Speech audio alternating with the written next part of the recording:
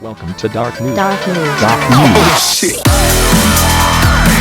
They'll never know what it means to have a private moment to themselves. BBC posted their first article about Silk Road and Tor. Oh, I don't have to go to the street corner and get shot? I think Bitcoin means 1,000 Silk Roads. This is a show about cryptocurrencies, Anonymity, And uncensorship.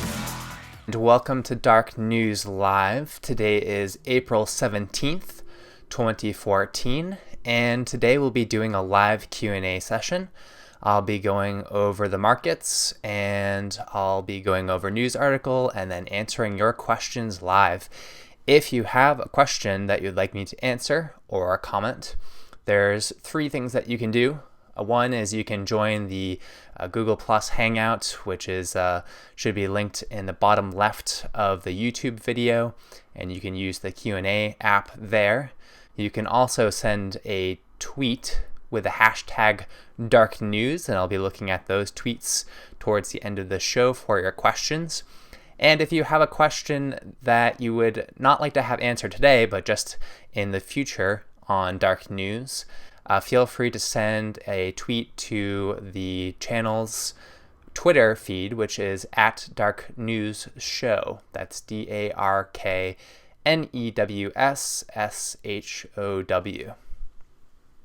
So first, let us take a look at the dark markets.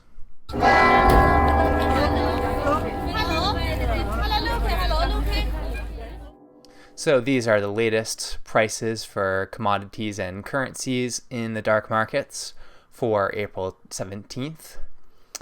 And all of these are going to be priced relative to the US dollar. So when these commodities go up in value, that means that the dollar is going down relatively to these commodities and currencies. So starting off with silver. So it's been a slightly positive week for the dollar relative to precious metals, and a pretty negative week for the US dollar relative to cryptocurrencies. So silver last week was trading at 1.54 grams per US dollar. And this week, $1 can buy you 1.59 grams as of today. That's about a 3% improvement for the dollar.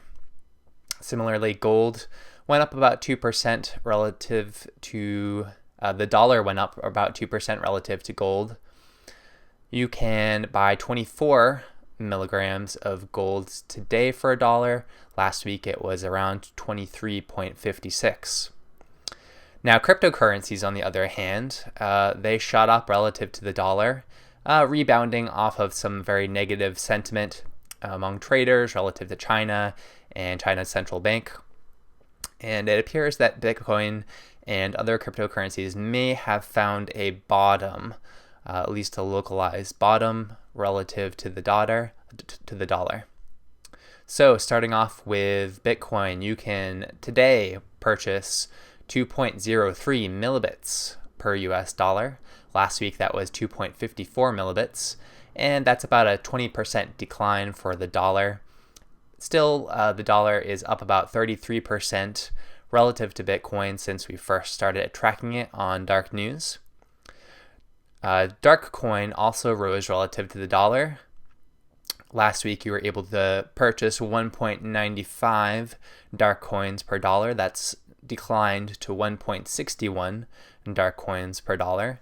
That's about a 17% drop for the dollar, but still the dollar is up about 40% since we first started tracking it a few episodes ago. The dark coin market cap rank among cryptocurrencies, that declined from position 20 to position 21 since last week, and it's down about 7 spots since we first started tracking it. We also have Fedora coin with the symbol TIPS or TIPS, and I'm counting this in millitips or millions of tips. And today you can get about 1 millitip per dollar. Last week that was 1.27 millitips, so a slight increase there, about 21%. And overall, since a couple weeks ago, millitips are up relative to the dollar about 16%. In terms of its rank in cryptocurrencies, Fedora coin has risen from rank number 66 to number 56. So it's 10 places that it's moved. Relatively stable with regards to the ammo that we've been tracking. So 8.33 rounds of 22 LR ammo per dollar. That's down from 8.47 rounds, so just a small change there. Small change for the 9mm rounds as well. And here in the bottom column, we have the GSBD market cap, GSBD being gold, silver, Bitcoin, and Darkcoin. And that market cap is at $229 trillion as of today. That's down slightly from last week, around $233 trillion, about 2% decline relative to the dollar. So now that we have reviewed the dark markets, let's take a look at a news article. So I'm going to read a bit from this news article and lend you my thoughts, and then we will jump into the questions and answers. Again, you can post them there on Google Plus Hangout, and you can also tweet hashtag dark news on Twitter. So this is from Ars Technica. Feds want an expanded ability to hack criminal suspects' computers. Subtitle: Proposed rules to let one judge authorize remote access essentially anywhere. United States Department of Justice wants to broaden its ability to hack criminal suspects' computers, according to a new legal proposal that was published in the Wall Street Journal. If passed as currently drafted, federal authorities would gain an expanded ability to conduct remote access under a warrant against a target computer whose location is unknown or outside of a given judicial district. It would also apply in cases where that computer is part of a larger network of computers spread across multiple judicial districts. In the U.S., federal warrants are issued by judges who serve on one of 94 different federal judicial districts and are typically only valid for that particular jurisdiction. So the idea here is that if federal authorities currently want to hack someone's computer to obtain so-called evidence from the computer, then they have to get it a separate legal warrant in every different state or federal jurisdiction in the United States where any of these computers might be, and they would like to change that so they would only require one warrant. So a bit more of a carte blanche. The 402-page document entitled Advisory Committee on Criminal Rules is scheduled to be discussed at an upcoming DOJ meeting next month in New Orleans. I'm not sure if this meeting has passed yet or not. I guess this would have been in April. Federal agents have been known to use such tactics in the past and in ongoing cases. So, for example, a Colorado federal magistrate judge approved sending malware to a suspect's known email address in 2012. That would be phishing. That's what we would call that, sending some malware to someone's email, hoping that they will click on it or open it up and get infected. Similar techniques have been rejected by other judges on Fourth Amendment grounds. If this revision were to be approved, it would standardize and expand federal agents' ability to surveil a suspect and to exfiltrate data from a target computer, regardless of where it is. Civil libertarians and legal experts are very concerned that this would unnecessarily expand government power. It's nuts, says Chris Soghoian, a technologist and policy analyst with the American Civil Liberties Union. What's most shocking is that they are not going to Congress and asking for this authority. It's a pretty big shift. This is a dangerous direction for the government to go in, and if we're going to go in that direction, we really need Congress to sign on the dotted line, as the DOJ is trying to sneak in through the back door. And someone claimed to Ars Technica that the change is needed to combat criminals who use sophisticated anonymizing technologies like Tor. Our proposal would not authorize any searches or remote access not already authorized under current law. Well, then I would say that they don't really need this change if it's not authorized under current law. Carr did not answer Ars Technica's specific questions as to the technical capabilities of such actions, nor whether its capability involves zero-day exploits. So, this is from Mithili Rahman, Acting Assistant Attorney General to Judge Rina Raggi, a federal judge in Brooklyn. So, this Mithili writes, for example, a fraudster exchanging email with an intended victim or a child abuser sharing child pornography over the internet may use proxy services designed to hide his or her true IP address. Proxy services function as intermediaries for internet communications. When one communicates through an anonymizing proxy service, the communications pass through the proxy and the recipient of the communications receives the proxy's IP address rather than the originator's true IP address. So they're just talking about Tor or I2P here, where you are borrowing someone else's internet identity temporarily. There's substantial public interest in catching and prosecuting criminals who use anonymizing technologies. And it's very interesting to me, so I think we're done reading from this article. So it's very interesting to me that very regularly when they talk about their ability to attack internet anonymity, they will bring up child pornography.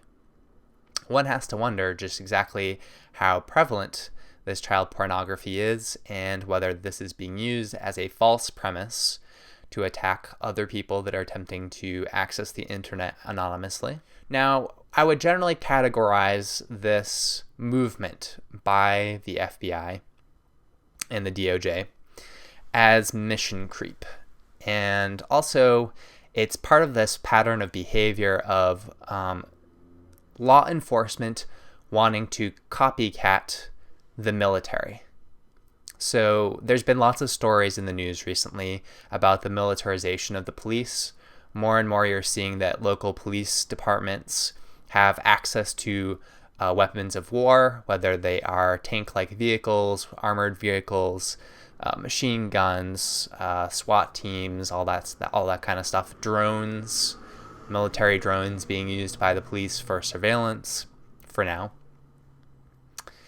And I think part of that is you have all these people coming back from Iraq, and what they've really gotten good at is killing people and using their military hardware.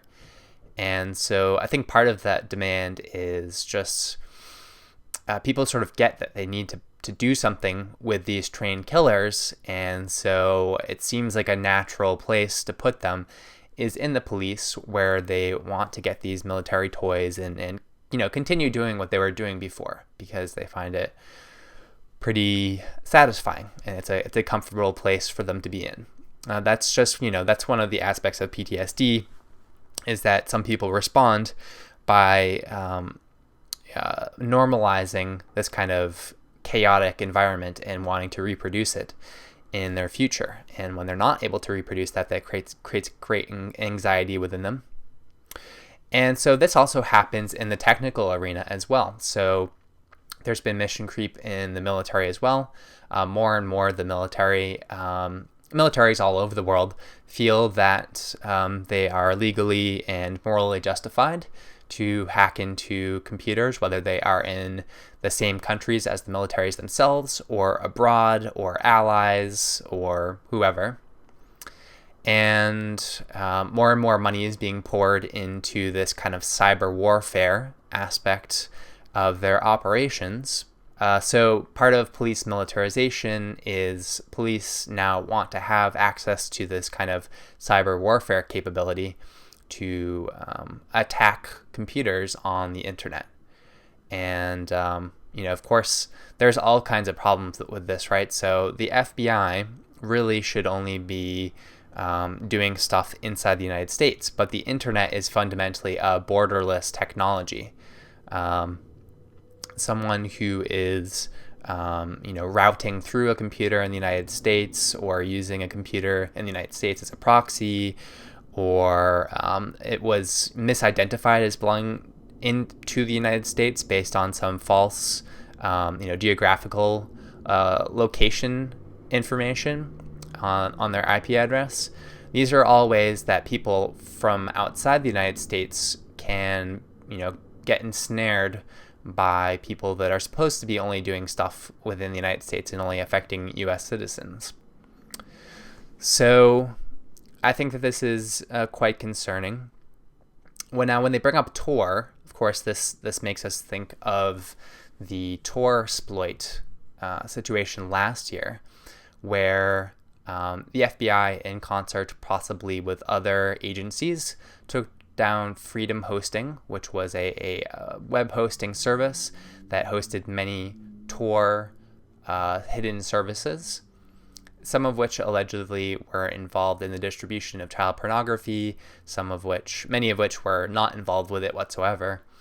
And the FBI and whoever else that they may have been working with dropped some exploits on that hosting server. So rather than just taking it down fully, they actually kept it up for a while, serving their own malware and trying to hack into the computers of Tor users to uniquely identify them. So this is all very disconcerting stuff, but not particularly surprising. I think we can expect to see more and more of this in the future from law enforcement agencies. We will see a continued trend of law enforcement attempting to conduct what we can loosely call cyber warfare on citizens of the United States and people abroad as well. It's just a very tempting technology for them to have access to. And I don't really buy the suggestion that it's about child pornography or anything that's actually morally illicit. First question, how can my husband safely explain to me how to access his Bitcoins in the event that he dies? I saw a few weeks ago a meme that was shared on Facebook, and it was the meme of this woman who's kind of like looking really sad, looking out the window and kind of putting her hand to the glass or something like that, and says, my husband is a millionaire in Bitcoins, but if he ever dies, then I'll have no idea how to access them, which is more than a little bit sexist. But I'm positive that there are some wealthy Bitcoin females out there that would love to be able to share their wealth with their loved ones as well. So this is an interesting question. So fundamentally, in order to access cryptocurrency, Bitcoin, whatever, Bitcoin, Dogecoin, Darkcoin, whatever you want to use, the key to accessing Bitcoins that allows you to spend those Bitcoins is what's called a private key. And it's a secret that Bitcoin users keep to themselves in order to access their funds. And if you think about access to Bitcoins being kind of like a vault or something like that, then the private key is basically the key that opens up the vault and allows you to access them.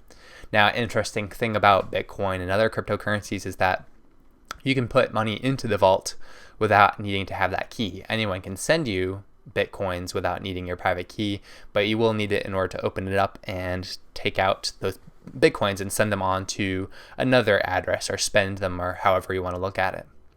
Now, the private key can exist in one place. You can make many copies of it. You can split it up and break it into pieces and give different people or entities different pieces of the private key. And there's lots of ways to split it up as well. So let's just talk about, the idea of making copies of your private key.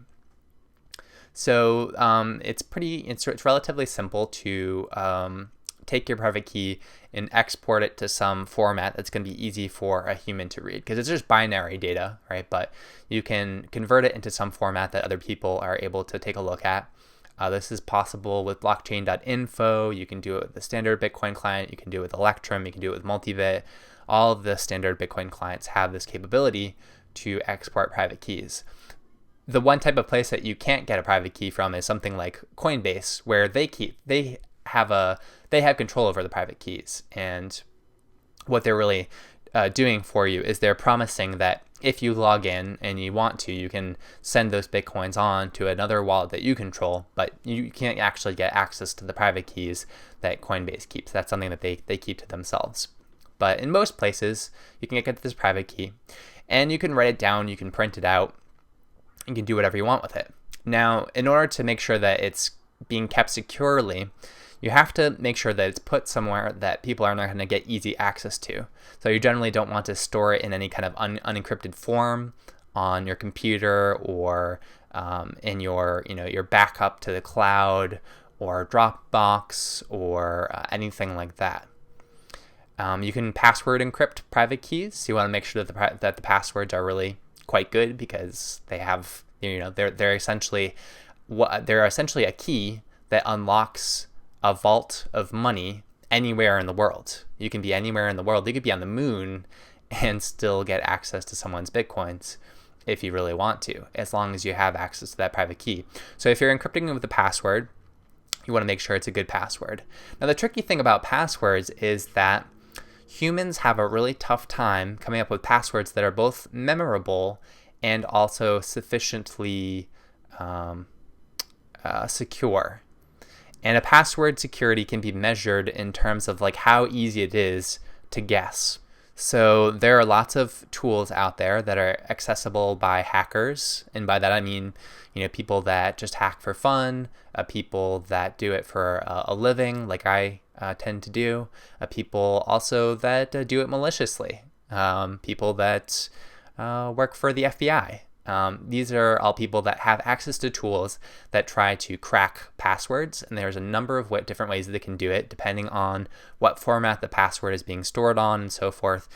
But the general idea is that we know something about the types of passwords that people like to use. If they don't know how to come up with a secure password, they tend to be not very creative about how they generate passwords. And so you can create these kind of word lists and create variants of them and so forth, and actually use them to crack seemingly long or complex passwords in a relatively short period of time. A better password to use would be something that's truly random. Some random combination of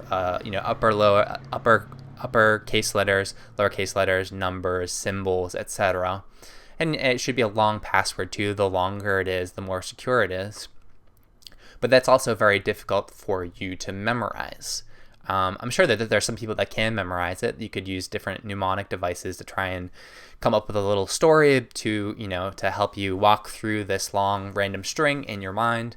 But, even then, you do have to make sure that you practice remembering the password on a regular basis, because if you forget it, then you're kind of screwed. Another way around that some people use is they'll use passphrases.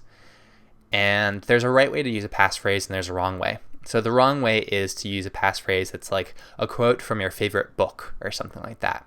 A 10-word sentence from your favorite book. It was the best of times, it was the worst of times, something like that. That's the wrong way to do it, because it's actually not that random. There's, English has a very specific syntax to it. Lots of languages do outside of English. And so even though there are lots of different words out there in the dictionary, there tends to be a very specific order that words come in, in terms of the order of nouns, pronouns, etc.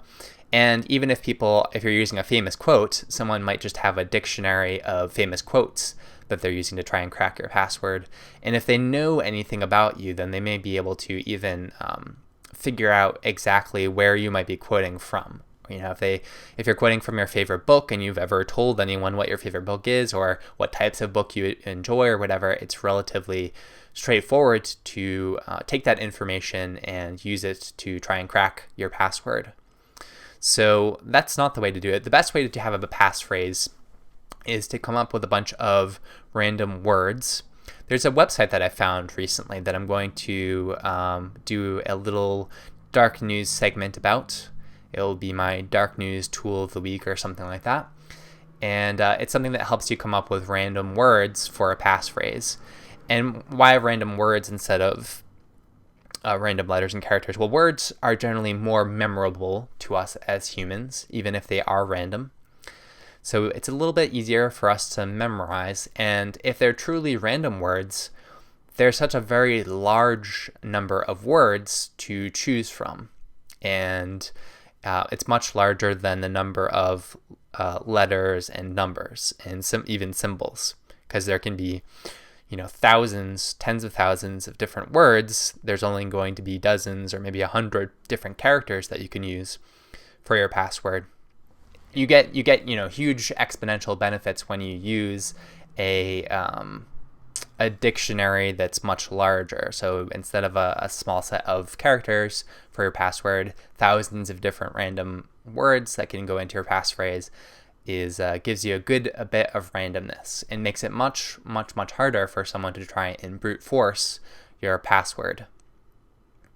So that's a nice balance between being able to memorize a password and making sure that it has enough randomness, or entropy, as we also sometimes call it, to make it secure and resistant to being brute forced.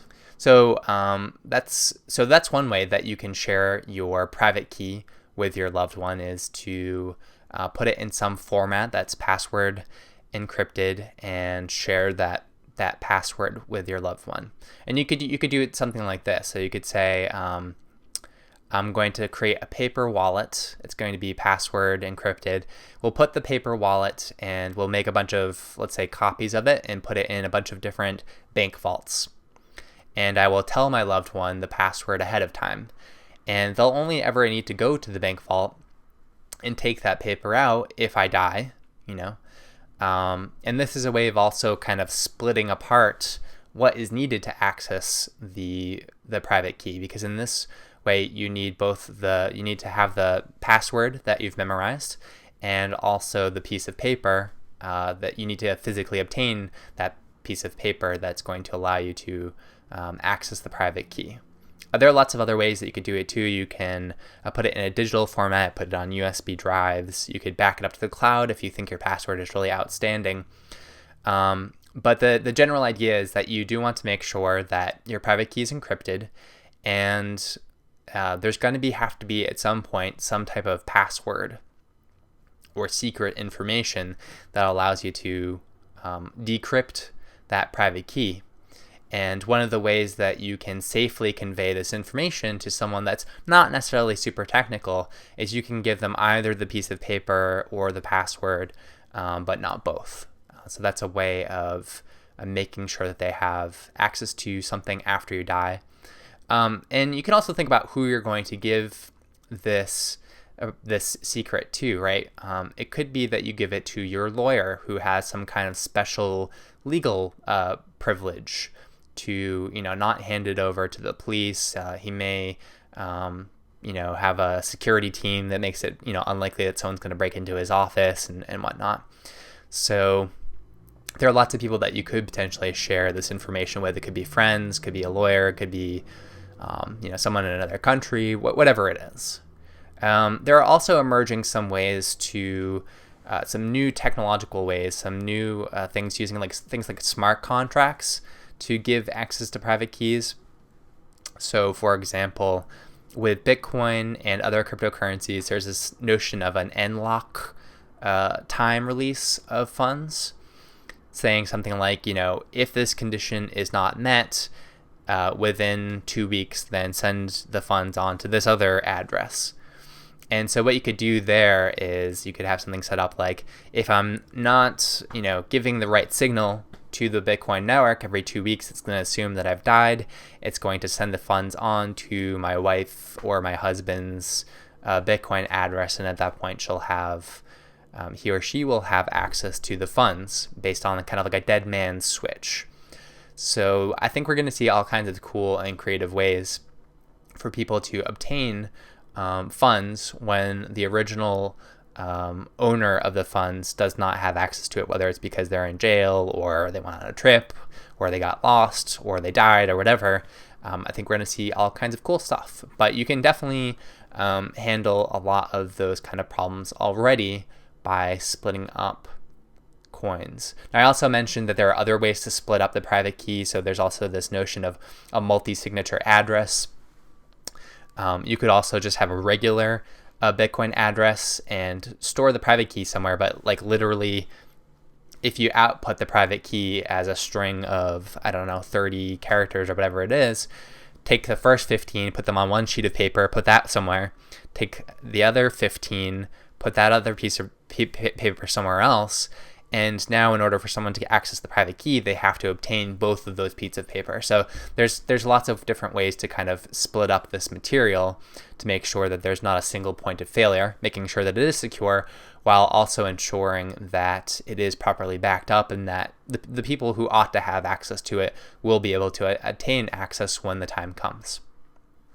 So let's jump to the next question. Can you use mobile apps like Google Authenticator and Authy for two-factor authentication anonymously? This is a really good question, and someone brought this up with me, a related question earlier on Twitter. So two-factor authentication, I've talked about this before on the show, but just very briefly. The idea is that rather than just authenticating to some service, like logging into Facebook or logging into your computer or whatever it is, rather than just authenticating with a password, you also have another way of authenticating that's different from a password. It's something that you're going to have physically instead of it being something that you memorize. And the easiest way to do that right now is to simply install one of these mobile apps on your phone or your tablet. And what they will do is they will continually generate these little codes. And when you go to authenticate to one of these websites or your computer or whatever it is, it will ask for both your password and the code that's generated by your mobile device. And so if someone wanted to get into your account, they would have to both get the password and also get their hands on your mobile device.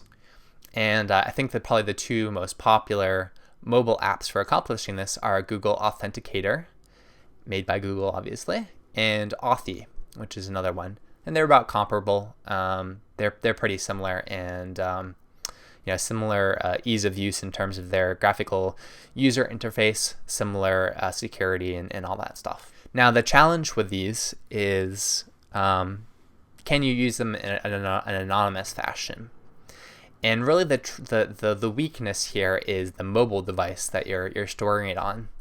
So if you have an iPhone or an Android phone or whatever, and you have a mobile service like AT&T, Verizon, T-Mobile, whatever it is, there's all this stuff going on in your phone and on the phone network that you're not necessarily aware of in terms of recording your data and potentially giving other people access to it.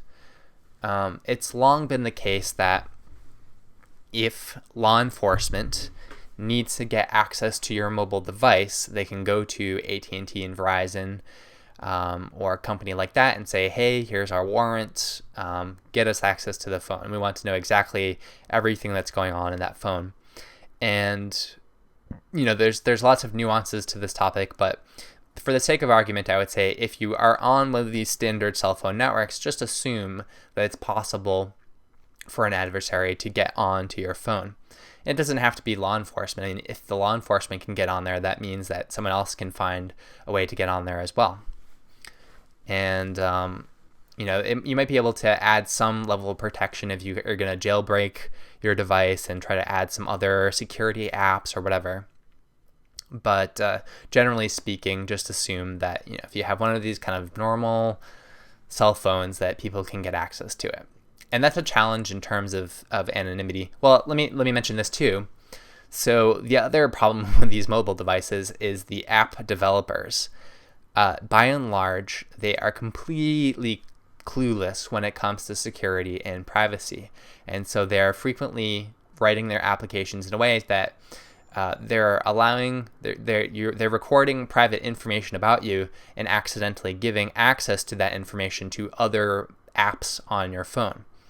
And particularly for marketplaces that are not well curated, such as the Google Play App Store, or any kind of jailbroken app store where there's no real, curation of the applications, as opposed to something like the iPhone App Store. It's really difficult to make sure that people are not putting malicious applications into these marketplaces, duping people into downloading them, and then trying to steal their data. And often this data is just lazily stored in an unprotected format by legitimate applications. So I haven't looked in depth at Google Authenticator or Authy, so I don't know if they do a good job of storing this data. But just in general, this is another way that people can obtain illicit access to information on your phone. Now, if you are, so let's say, for example, you want to be able to try to use Bitcoin anonymously, and you set up a blockchain.info wallet. You've mixed some coins, blah, blah, blah, blah. You're using Tor, all that good stuff, and you send some Bitcoins to this blockchain.info address, and you think it's pretty, anonymous or whatever. And you want to try and secure your, improve the security of your blockchain.info wallet, and you set up two-factor authentication. So what it's going to do is it will, show you a little QR code or whatever to scan into your phone or your Android tablet or whatever it is, and add it to Google Authenticator and Authy. And it will create a new entry under these apps, and it will say something like, okay, well, this is your identifier on blockchain.info, or your username essentially on blockchain.info, and here's a new code every 30 seconds or whatever it is to allow you to two-factor authenticate to blockchain.info. Now, if someone obtains access to your phone and they see, he's using Google Authenticator to obtain access to this specific blockchain account, well, now it's not really anonymous anymore, because someone understands a relationship between your phone and your blockchain.info account. And very often our phones and our tablet devices have quite a bit of personal information about us on the devices. Certainly, I know I have an iPhone from Apple, and it's got my name on there. It's got all of my contact info, my emails, my address book, all kinds of personal information on there. And so, if someone is able to understand that me as a phone user is using this particular blockchain.info account, then there's no anonymity there. And so it's difficult to keep people off of these mobile devices, and once they do, these mobile devices are also where we tend to store quite a bit of personal information about ourselves, and that is a significant challenge when it comes to two-factor authentication and anonymity. I'm sure that there is a way to do two-factor authentication in a more anonymous fashion. In fact, I just saw an email about this on the Tails mailing list either today or yesterday. Someone was asking about whether they could set up a kind of an OAuth-based two-factor authentication through Tails. And so there may be a way to do that. I'm not prepared to give up a particular recommendation, but it's something I'm going to research, and I will put out some new information about that in the near future, because it would be better to have two-factor authentication for all of your accounts. Really, the difficulty is being able to do that anonymously. Now, keep in mind also that these two-factor authentication apps are primarily designed so that you're going to be sharing the same app for many different services. So if you were going to go into my Google Authenticator, for example, you would see a whole host of services, different Google accounts, Bitcoin accounts, all kinds of stuff, social media accounts. They're all included in this app. And so the other challenge is, like, even if your phone doesn't have any additional personal information about yourself, if you're sharing the same Google Authenticator app or list for a multitude of accounts, well, now those can potentially be linked with each other, and that's again giving out information about your identity. So it is a real challenge when you're trying to use these mobile devices. I suspect that probably the answer is to not use a mobile device and try to find some software that can be installed on a computer like Linux or Windows or Mac or something like that. But I will look into it some more. So the viewer asks, is there a way for Bitcoin charities to allow donations more anonymously while still keeping their books open on the blockchain? So there definitely is this tension between, when it comes to Bitcoin and other cryptocurrencies, between openness and privacy. And one of the features that seems to be quite desired and useful for charities is that if they just put out a single Bitcoin address for people to donate to, people can always look at the balance of that address and see, okay, this is the kind of funds that they have on hand.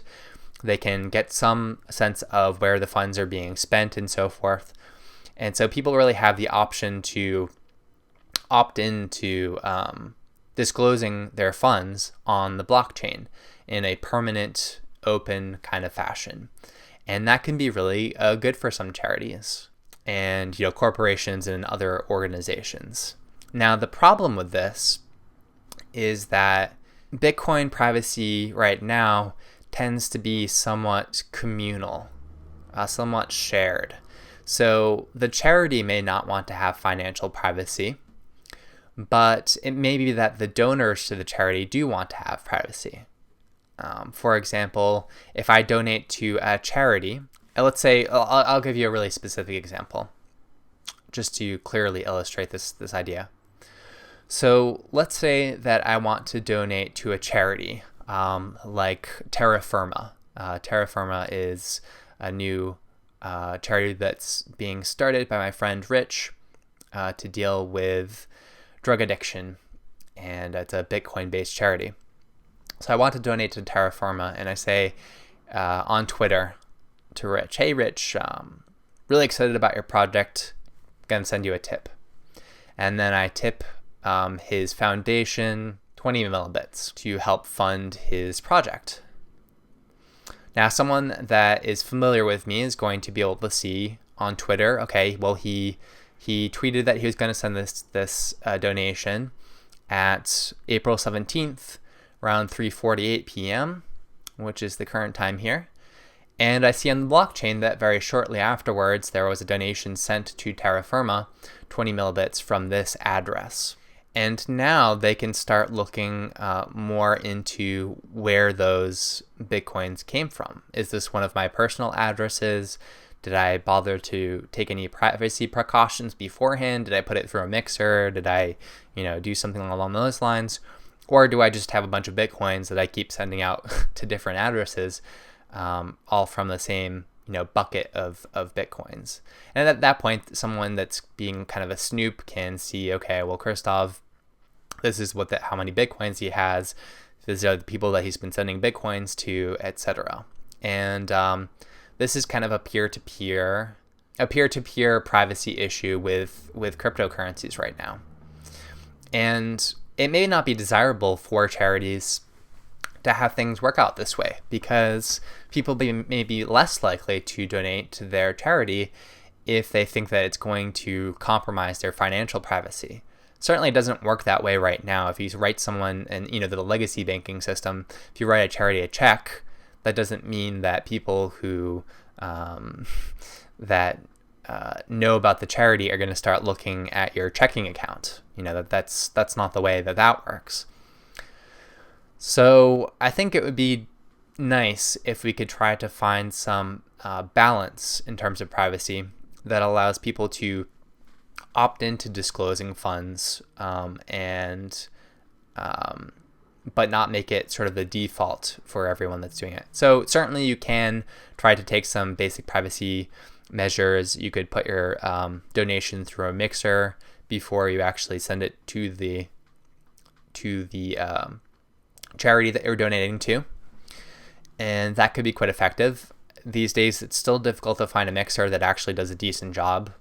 And it's somewhat expensive. Generally, these mixing services charge a fee, and so you're donating less to the charity than you otherwise would have. So charities can encourage their funders to use things like mixers to protect some of their privacy while still allowing the charity to fully disclose their funds. I think there's some technologies on the near horizon that will help with this, things like stealth addresses and so forth, that would allow charities to more opt into disclosing their donations and allow the donors to kind of retain some of their privacy at the same time.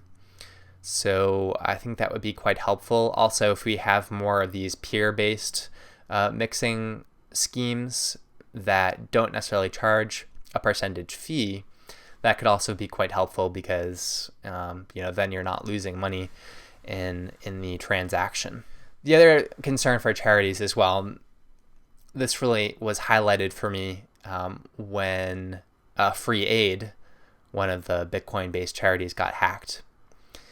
If you're going to fully disclose your funds by having a single address that people donate to, then there's going to be kind of a giant target mark on that, or bullseye on that one Bitcoin address that you're using to receive funds. Someone that was trying to hack your charity and steal your funds is going to have a very clear idea of where they need to look in order to get access to those funds. And so I do think it's important that charities take some sophisticated security steps, because they often have sizable amounts of Bitcoin that they deal in, and it's important that they take other security steps to secure their funds. So if you are going to have a single address where you keep your funds, you should pretty quickly move the Bitcoins out of that address into cold storage or something along those lines, to put them in a safer place. And that way people can still see the total amount that's been donated to the charity when the donations had occurred, and they can continue to follow the coins as you spend them on charitable expenses, but they're not just sitting in a big pool with a giant bullseye on them. So I think that would be quite a good idea. And if there are any charities out there that would like to get some ideas on that, I'd love to help them out and maybe do some pro bono work for them in consulting and help them secure their funds. So I do believe that will be it for today. Thanks so much for watching Dark News. In the next week, I will be putting out some additional episodes that will be pre-recorded episodes. And I'm going to just try that out and see if people will prefer that format. Again, if you would like to have some questions answered for the next Q&A, which is scheduled for next Tuesday at 3 p.m. Eastern Time, noon Pacific Time. You can send tweets to our Twitter account, which is @DarkNewsShow on Twitter. Or you can try to reach me personally through the many different accounts that I have out there on the Facebook and Twitter and all that good stuff. And I'd be happy to throw the questions into the mailbag and answer them for you next time. So that's going to be it for April 17th. Thanks so much, and I'll see you next week.